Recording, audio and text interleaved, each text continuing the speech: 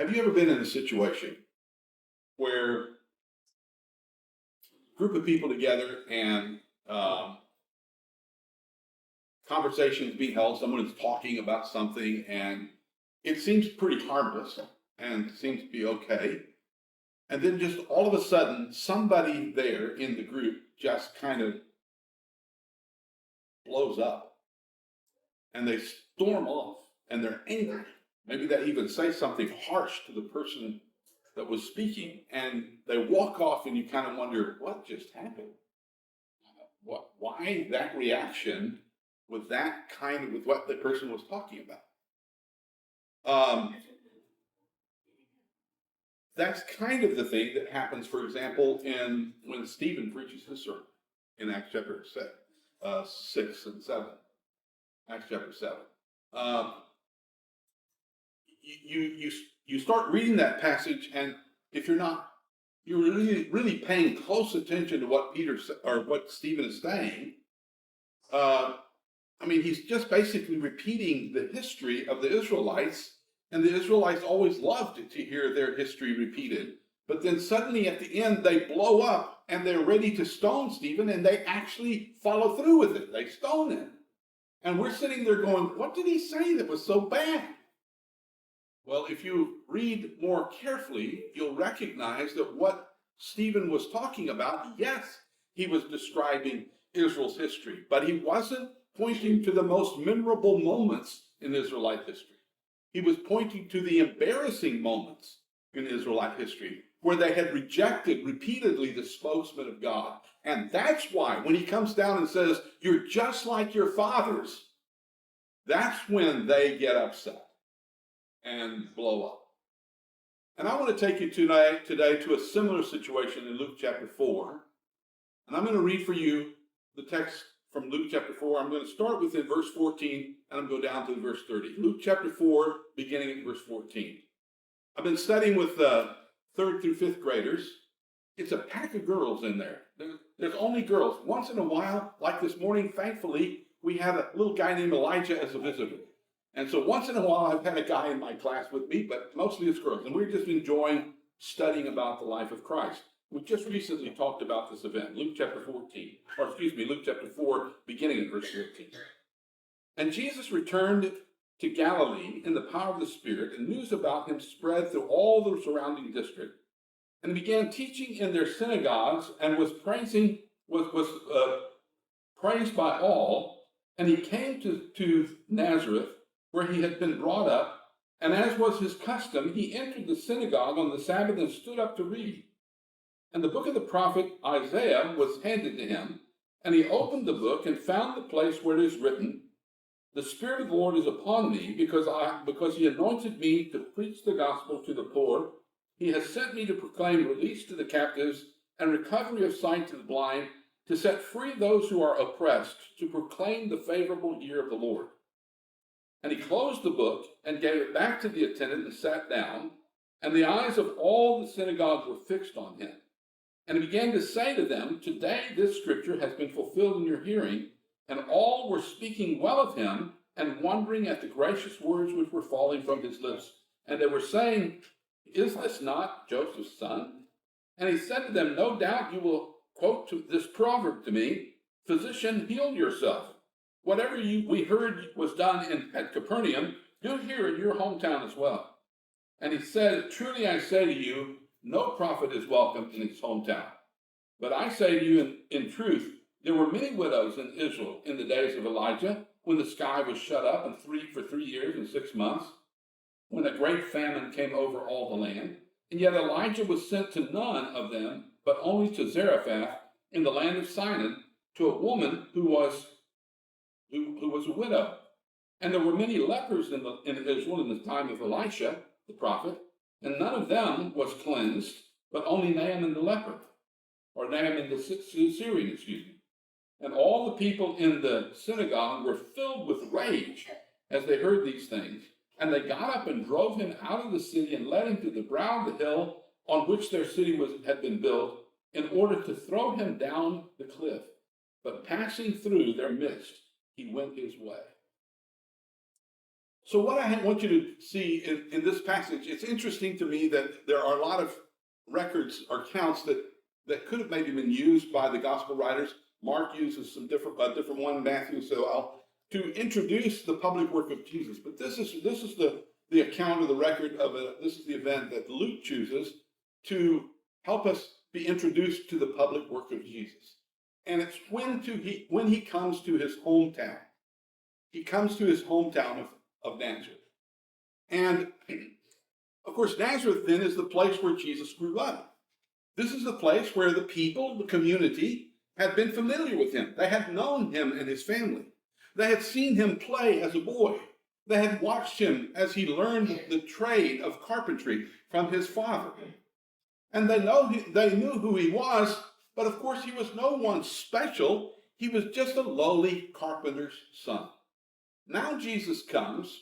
He's been doing some important things, and they've heard about some of these things. And he now comes to the synagogue in his town. He comes to his hometown, and he goes to the synagogue. It's kind of interesting that it says, and he came to Nazareth where he had been brought up. And as was his custom, he entered the synagogue on the Sabbath and stood up to read. Notice there that Jesus entered the synagogue on the Sabbath as was his custom. Jesus evidently was in the habit of going customarily, regularly going to synagogue on the Sabbath. And I would suggest to you that says to me that regular attendance of things, just kind of throwing that out there, regular attendance is not a bad thing, okay? Jesus has certainly given us an example of that. Habitual attendance is good. Anyway, so he comes to this synagogue, and I think you need to know a couple of things about synagogues because we don't have a lot of knowledge about them, maybe because we don't have much experience with them. But a synagogue, of course, is a building that was used for religious activities by the Jews. It's something that kind of developed during we call the period of silence, while during the time between the return to the land, and the dispersion of Israel, the return to the land, and then the first century. By the time of the first century, suddenly we're reading about synagogues and people customarily going to synagogues. And so a synagogue was a place where there was spiritual education going on, there was spiritual worship going on among Jewish people. And there are a couple of things that are interesting about synagogues. Synagogues were administered by two officials. One of the officials was called the ruler, the synagogue ruler. And you might remember a famous synagogue ruler was the man Jairus in Luke chapter 8 and verse 41, who was the synagogue ruler whose daughter died or was dying. He was frantically trying to get Jesus to his daughter before she died, and she was dead by the time he got there, and Jesus raised her from the dead. You remember that man was a synagogue ruler. That's one of the people that work in a synagogue that are a part of synagogue. Always you have your synagogue ruler. But you also have another important official, and that is the guy who is identified as an attendant. And in fact, he's described in verse 20 for us. He's described as the attendant. And the attendant is the guy with the synagogue, the ruler. He's the guy, for example, who is responsible for the building itself, for the maintaining of order during services, and for the selection of participants in service. But the attendant, he has a job too. He has a work that he does. One of the things that he did was he was the guy that sounded the alarm on Friday evening. He would blow a horn 3 times, and that would signal the sun has set and it is now beginning the Sabbath.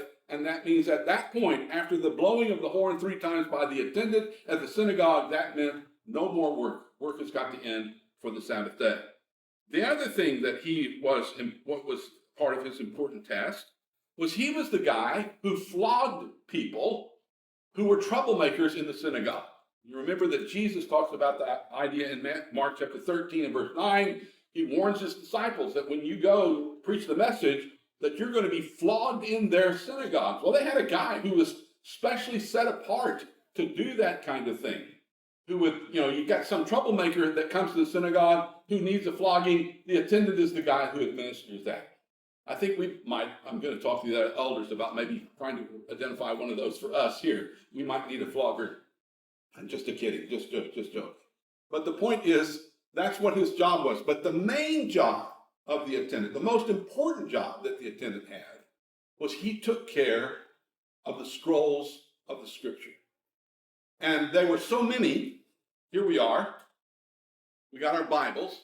We got not just all 39 books of the Old Testament, which is what they had in the scroll cart, but we have 27 books in the New Testament. We have all 66 in a little book like this.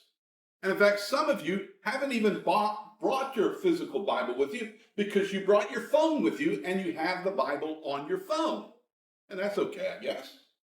I kind of like to hear the pages turning in the Bible when we're talking about things, but they probably complained when they moved from scrolls to bound volumes of some sort. Said, I wish some of the old preachers may have said, I sure wish I could hear the unrolling of the scrolls. You know, we old preachers do complain about things sometimes.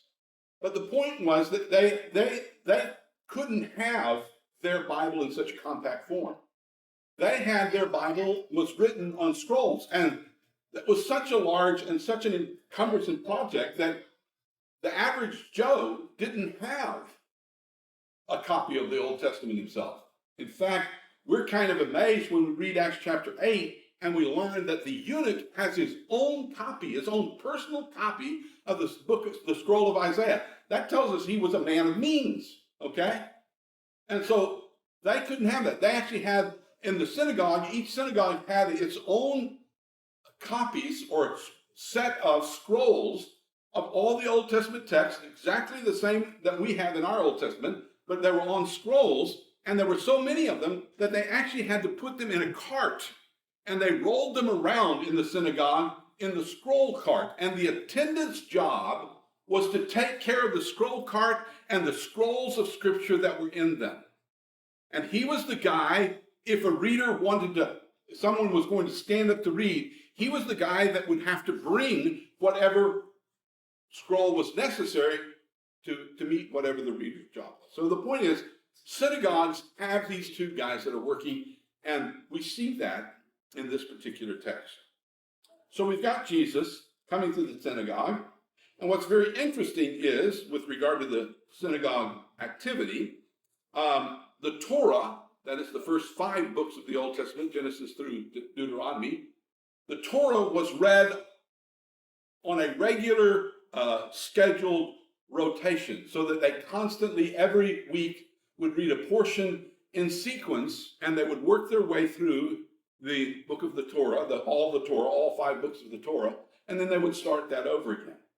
But when it came to the prophets, when it came to the rest of Scripture, the guy who was getting up to teach, it would be his choice as to which one they read. And so we know then from tradition that when Jesus stands up to teach and asks and is going to read from the scroll of Isaiah, that is the scroll that Jesus wanted to read from.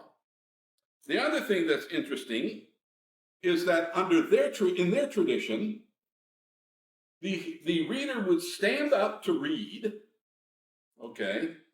He would stand up to read, but he would then sit down to teach. Our tradition is different. We stand to read and to teach. You've never seen me sit down to teach. I did that one time years ago when I fell off the church building in Rockford and broke my ankle and had to preach for 6 weeks from a wheelchair, but that's not typically what we do, okay? Our tradition is that we teach standing up. In the first century world, the teacher typically taught from a seated position. You might even find passages like Matthew chapter 5 and verse 1. As Jesus began to preach the Sermon on the Mount, it says that he sat down. It's not that he sat down because he was tired. That was the normal place, the position from which a teacher spoke, from the seated position. In fact, it was so much so that they had in every synagogue a special chair, which they called Moses' seat. Jesus, as he issues his scathing rebuke against the Pharisees in Matthew 23, he talks about how they have seated themselves in Moses' seat. Not using a metaphor there. He's talking about the chair that in the synagogue the teachers always sat to teach from. And so in this text, as we're looking at our text here in Luke chapter 4, Jesus stood up to teach or to read, and having read a selected text in Isaiah, he actually reads Isaiah chapter 61, verses 1 and 2. he gets the selected text, he finds this text, and he read it. And here's what he reads. Didn't work out quite so well. Sorry, my transfer didn't work out so well. But anyway, he reads this text from Isaiah. The Spirit of the Lord is upon me, because he anointed me to preach the gospel to the poor. He has sent me to proclaim release to the captives and recovery of sight to the blind, to set free those who are oppressed, to proclaim the favorable year of the Lord.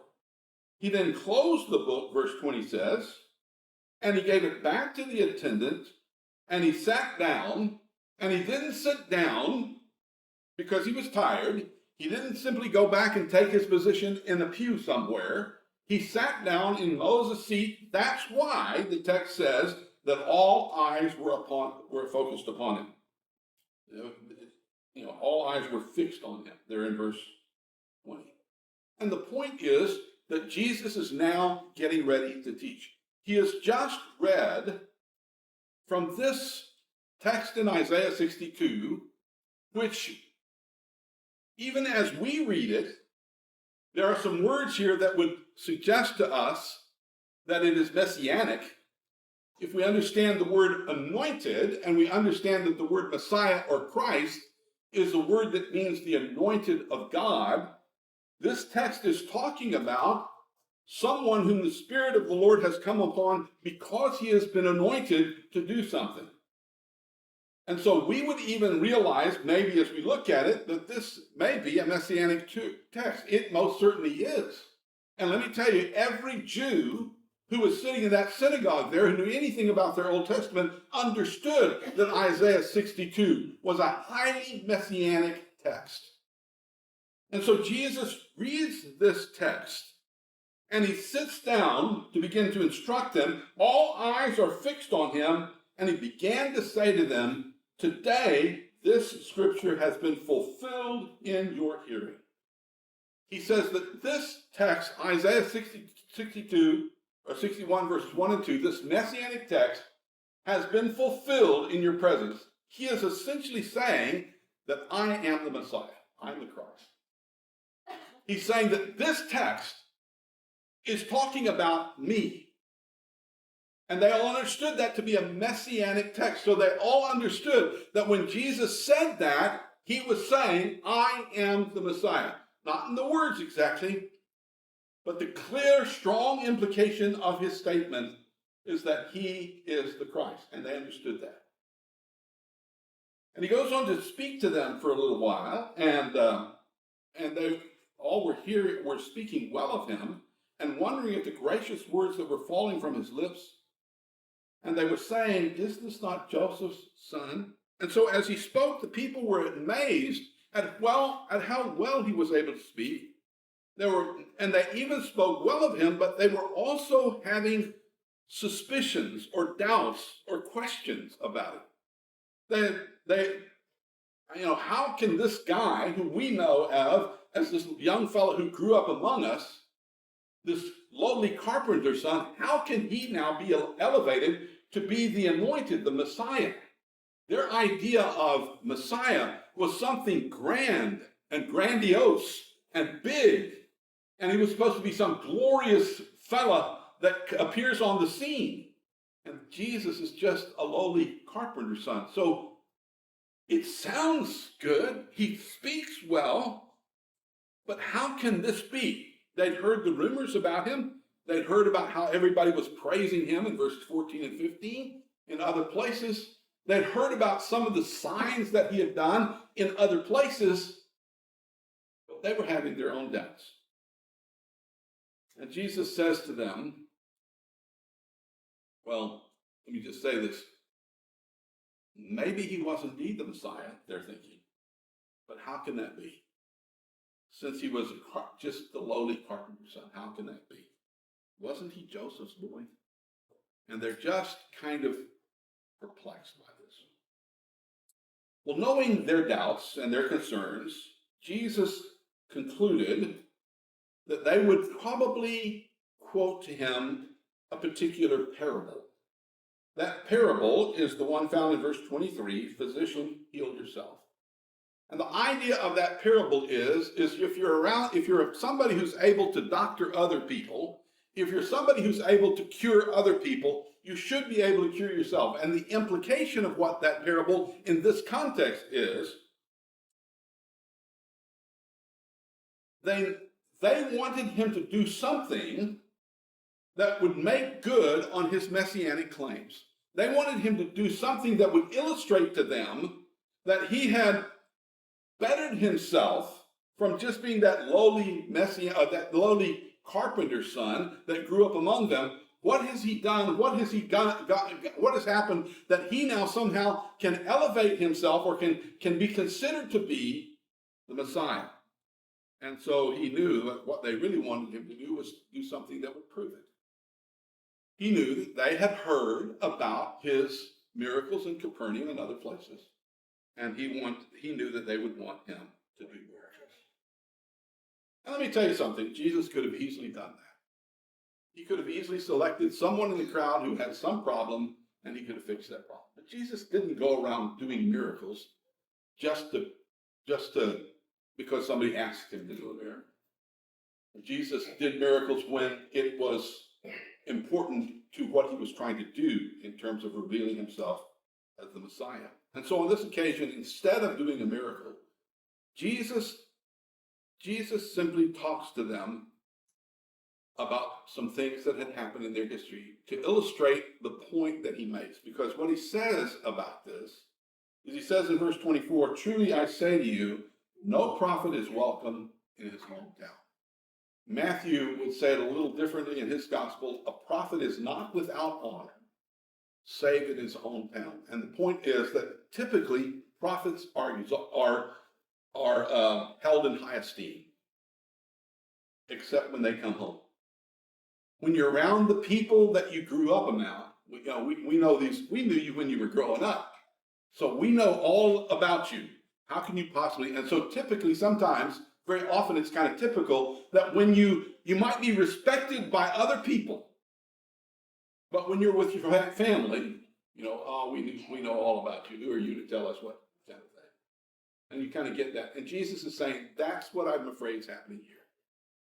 What's happening here is you don't want to listen because you don't believe. I'm just an unrespected prophet in my hometown, and that's the way you're going to treat me. And then to illustrate his point, Jesus brings out two cases in Israelite history. The first is the case of Elijah, which is recorded in 1 Kings chapter 17, and then the case with Elisha and Naaman in 2 Kings chapter 5. In 1 Kings chapter 17, we're at a point in Israelite history where the northern kingdom of Israel particularly is not interested in listening to the prophets of God.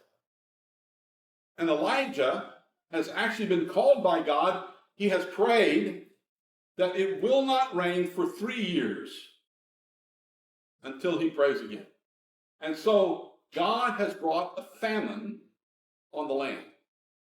With the famine coming, even then, people weren't willing to listen. In fact, they wanted to tar and feather, essentially, Elijah for what he had done. So God sends him into hiding, ultimately sends him to Sidon, to the city of Zarephath, and there is a widow woman who has a son, and she is willing to receive this prophet. In his own country, no one would take him in, but in another country, a foreigner is willing to take Elijah in. And she's blessed because she takes him in. She's able to survive the famine because her oil and flour doesn't run out at the word of Elijah. Her oil and flour doesn't run out, so she and her son are able to eat, and Elijah through that period of time. She is blessed because she would receive the prophet and listen to the prophet. The people of Israel were not blessed because they wouldn't listen to the prophet. They rejected him. They wouldn't receive him. And a similar sort of thing happens with Naaman, the story of Naaman. And in this instance, it's Elisha, the prophet, Elijah's successor. And Jesus points to the fact that there were all sorts of lepers in the land. There were all sorts of people in the land who were sick and unclean. But those Israelite sick people didn't come to Elisha for healing. The only one who came to Elisha was a foreigner, Naaman the Syrian, the captain of the king of Syria's army. He came at the word of a little Jewish girl. He comes and he is cleansed of his leprosy. Now, you and I, when we read these stories in the Old Testament, we see Elijah as a prophet, not only as a prophet, but as a hero. We see Elisha as a hero, a prophet hero to us. And so we're we might not even recognize. We think of these stories as great. Look at how he did for that little widow. Wasn't it great what he did for her? Look at what Elisha did for that leper from that Syrian leper, Naaman. He healed him of his leprosy. Isn't that great? But what you need to understand is that though we look at those stories as great tales of heroic action, Israelites didn't. Because Jesus is looking at something and talking about something which is an embarrassing moment in their history. They did not listen to the prophets of God. They rejected the prophets of God. And so it was some foreigner that was blessed. These illustrate the point about a prophet not being without honor except in his own country. Well, buckle your seatbelt, because their response is explosive. It's extreme rage. As we look at the text, all the people of verse 28 were in the synagogue were filled with rage as they heard these things. You and I are sitting in the crowd and going, why is everybody so angry? Well, because he was pointing to something that was embarrassing for them. They were filled with rage, the text says, as they heard these things, and they got up and drove him out of the city and led him to the brow of the hill on which their city had been built in order to throw him down off the cliff. Do you understand what they went from listening, all eyes being fixed on him and listening and thinking about what wonderful words are falling from his lips. But when he uses the illustrations that he does, which points to the embarrassing point in their history where they had not listened to the prophets and rejected the prophets and lost out on blessings that were given to foreigners, it makes them mad. So mad, in fact, that they are ready to grab Jesus and throw him off a cliff. They're ready to kill him. And they would have, except we know that Jesus was not ready to die at that time, and so he goes through their midst and he goes on his way. He manages to escape them. And I don't think that was I think there was something happening there that enabled Christ to. Why were they so upset? Because in both cases, the story with Elisha, in both cases, heathens were blessed. Heathens were blessed. Foreigners were blessed. So those blessings went to non-Israelites.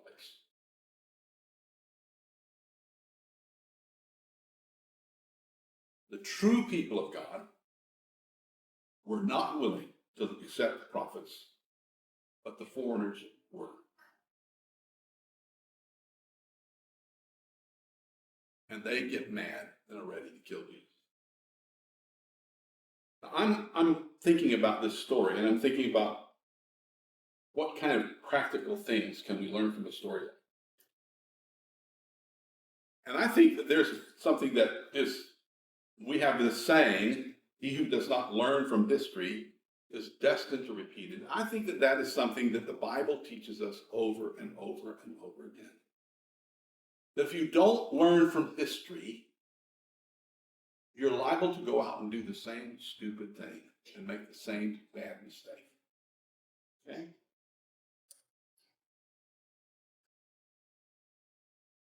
And so we read this story and we sort of sit back and we look at those people from Nazareth and we go, how silly they were.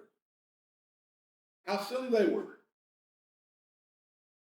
Here they had the Messiah in their presence and they rejected him. But you know what? They were just acting like their forefathers who had the prophets of God in their presence and they rejected them. The people of Nazareth did not learn this lesson. They did not learn from history. And so they ended up doing the very thing that their fathers had done to an even greater prophet of God. In fact, the Messiah himself. And instead of them being blessed by the Messiah,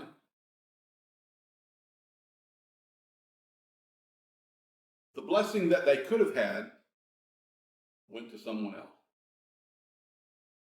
Jesus leaves them and preaches in other places. So the Jews in their day did not learn from history, and they repeated their mistake. And my question is, what about us? When we look at this story and think, oh, those silly, silly people from Nazareth, but not really learn the lesson that they should have learned, will we learn from them or will we repeat their crime, their mistake? Let me ask you this. Here's where the practical things come into.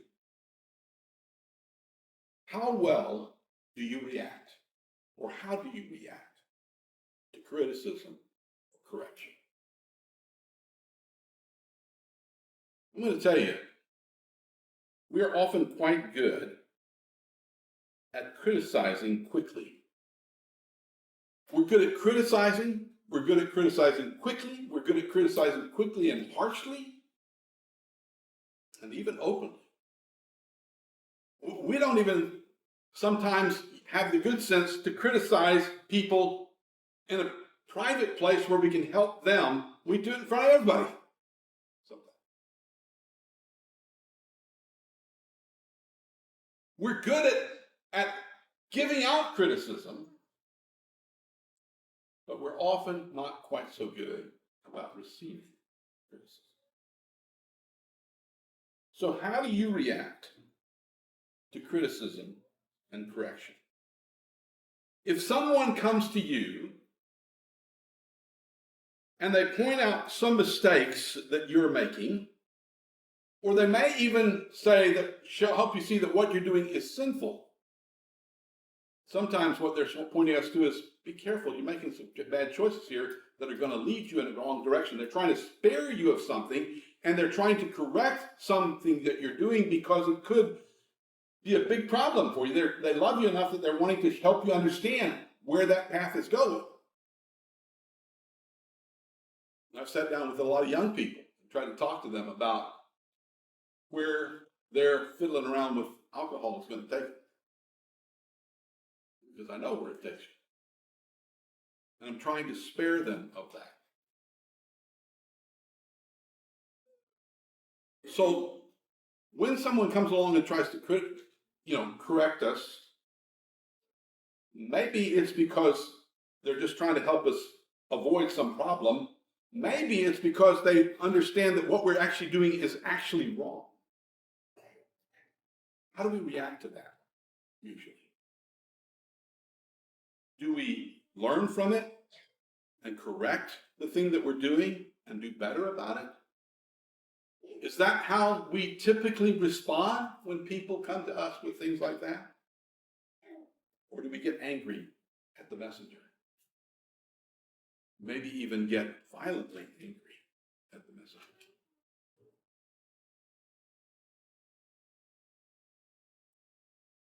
I want us to think about ourselves when we talk about this. How do you really respond to criticism? Think about your own past reaction to criticism. That might be revealing for you. There's sometimes criticism comes from people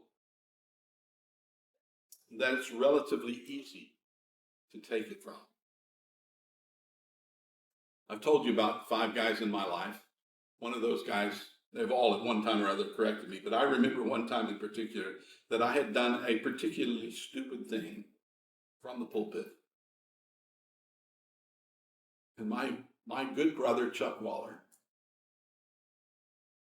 he didn't just talk to me at the back of the building. He brought me over to his house. He sat me down and talked to me about, you could have done that better, Rick. And tried to help me understand what it was that I did that I shouldn't have done, to see how thoughtless I was in what I had said and how harmful it was.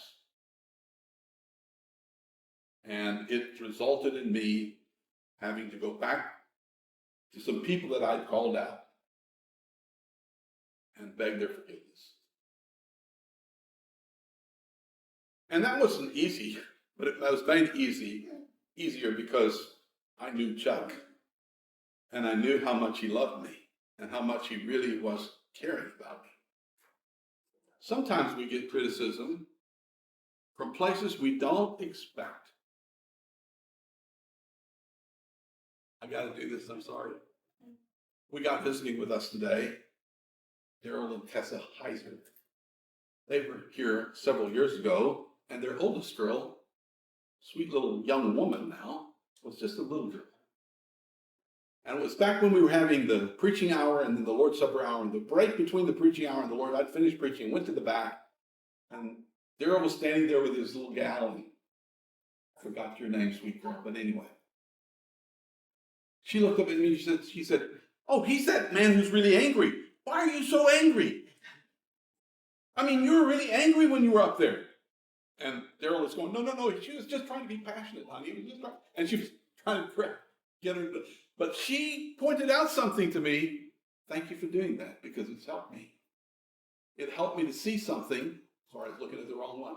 It helped me to see something about myself that I needed to do better about. Okay? So don't you ever be embarrassed about that. It helped me. Didn't expect it to come from a little girl. Okay? Sometimes we get criticism from people that's easy to take it from. Sometimes it's from people that we don't expect it from. Sometimes it's from people we don't really care a whole lot for. Sometimes the reason we don't care about them as much as we should is because maybe they always seem to rub me wrong. But the question that I'm wanting us to ask ourselves is, how well do we do with criticism? Even when the criticism comes from somebody who probably has no right, really. There's nothing that that person has done that gives him the privilege or her the privilege of criticizing you. I really believe, learned through the years, that if I'm going to try to criticize somebody, I need to have a relationship. Because they're probably not going to listen very well if they don't know how much I care about it. But sometimes there are people who criticize us who maybe we're not sure how they care about us, we're not sure what their intention is, but do we listen to their criticism and say, is there something there that I need to learn from? Is there something there that I need to correct? There might be. And the question is, will I learn from the mistake of people like these folks in Jesus' city of Nazareth? Will I learn from their mistake, or will I repeat their mistake? Do I take criticism well, or do I not take criticism? Again, think about yourself. If you're sitting here going, I wonder if he's got me in mind. You're right. I do. I have you in mind. I have all of us in mind, because I'm wanting all of us to think about this. Being willing to accept correction from other people is a part of being a disciple of Jesus. It's a part of learning. It's how the body relates together, and body parts help other body parts to grow. It's because we're connected and we're able then to help each other with things that we're doing. But if we're unwilling to take any criticism, then we're going to lose out. And we're not going to grow. And even worse, maybe others will be blessed because they were willing to do what I wasn't. That can happen as well. So we have a little simple event in the life of Jesus. You might have read it many times and wondered some things about it. But I want you to see that there's a lesson in that little record account of what Jesus did. And it's practical. And it can help you and me become better people. Determine now that when someone comes to you to help you in some way, try to receive them in an open-minded way. Hopefully that person has already demonstrated to you how much they care about you. Okay? When Candy criticizes me, which is very, very seldom, but I know she cares about me. And we need to understand that. So listen carefully. And even if it's not somebody you really like, and even if at first it sort of rubs you a little wrong, take a minute to think about it.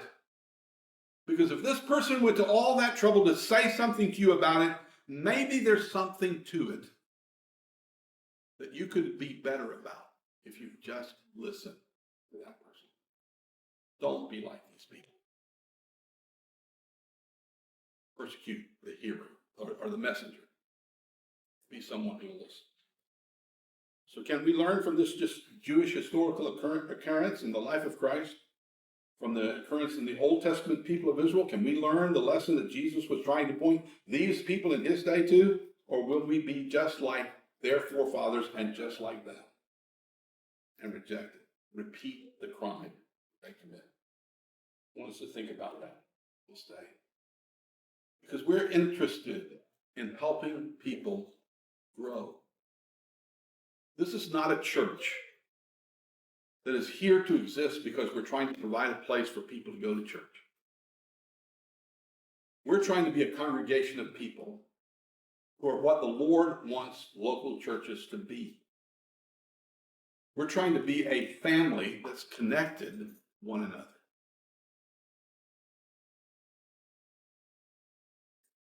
Now, please don't take this lesson as permission for you, the guy who's highly critical or the person who's highly critical, to go, oh, Rick says I can criticize whoever I want to, and they just need to learn to listen. No, don't. You've missed the point. That's it. But the reality is we're trying to help each other grow. And we are making progress. And some of what we're going through right now, some of the struggles we sometimes go through, those are some of the things that God helps us, uses to help us. Very often, God is using people in our lives to help us be better. Let's be wise enough to recognize that. Learn from them.